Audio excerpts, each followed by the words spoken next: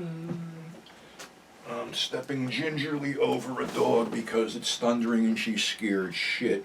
And welcome back to another edition of 42nd Street Pete's Grindhouse. And I'm going to call this one Another Order of Wings because inadvertently I watched two films in the last day or so with Wings Hauser. The first one was something called Nightmare at Noon from 1986. And I remember seeing the video box for this thing. I remember renting the tape, or maybe the tape wound up in one of my buys, I don't know. But all I know is about 10 minutes into it, I shut it off for some reason and never went back. So, I don't know, I got a Blu-ray of the damn thing and I decided to watch it. And it stars, of course, Wings Hauser, Bo Hopkins, and George Kennedy, and Brian James.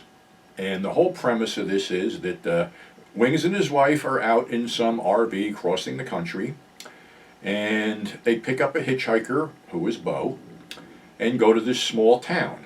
Now, this small town has a reservoir, which Brian James and his crew of black-clad militiamen, whatever the hell they are, it's not clearly defined what the hell they are, which says a lot, and basically he shoots a cigar-sized canister filled with reanimator fluid, that, you know, green glow-in-the-dark crap that seems to be so popular now, or they should replace it with something. But anyway, that chemical causes people who drink the water to go completely, utterly insane and gives them superhuman strength, and they bleed green. And that is driven home when they go to a diner and Bo and Wings are drinking beer and Wings' wife is drinking water.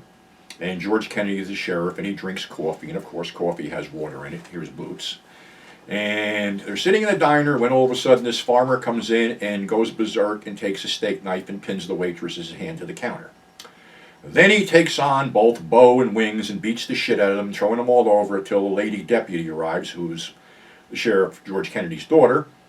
And basically he takes the gun away from her, is going to shoot her until Bo pulls out a .38 and blows his kneecap off with a gush of green shit. So then they put him in the squad car, which he breaks out of, steals the squad car, drives away, kills his own son, who is a cop, and basically is gunned down. So now they're trying to figure this whole thing out. So most of the town is infected with this shit. The hospital has to shoot people up with huge tranquilizers. Of course, Wings' wife is locked in a jail cell because she's foaming at the mouth and turning green and going after people and has to be tranquilized. So at one point, Wings is going to shoot her, but Bo stops him, saying maybe there's something to do here. So anyway, they're trying to figure this whole thing out, and Brian James has sent his crew in under cover of night to burn all the evidence. Well, George is starting to feel the effects of the chemical and is starting to turn a bit, and all of a sudden he attacks the guys with the flamethrowers and is engulfed in flames, but dives in an empty van, causing it to explode. There's a lot of shit blowing up for absolutely no fucking reason here. Well, up until about this point, it was sort of okay. Then we go into this long, protracted 15-minute ending, which seems to take hours because they got Brian James and his men cornered, kill a bunch of them. Brian kills a bunch of his own men. Then it's a shootout between Brian and Bo, which makes absolutely no fucking sense the way they are because they're just throwing lead and not hitting each other. Then there's an Army helicopter that comes in to chase the black helicopter that's Brian James's guys. So eventually, Bo wounds Brian James, then he shoves a vial of the vile green shit in his mouth and slaps his jaw shut, leaving him to die. Okay, there's where the whole film shit the bed. And on the DVD, there's on-set interviews. And Wings is saying how he hates to do action films, and he likes films that have more words, dialogue, whatever. And I'm thinking, well, Ramrod had a lot of dialogue, if you call that dialogue, but Wings seems, basically like he doesn't want to be there. Then we switch to Bo, who basically gives the impression he's just there and really doesn't give a fuck anymore. And the only really good interview was George Kennedy, who explained why he's doing these films, because they're a draw, and while he's doing this, he's involved in 6 pictures total that he's doing at this time. So he was kind of interesting where the others were not. Like I say, the film is good up until a point where it just shits the bed, and that's the end of it.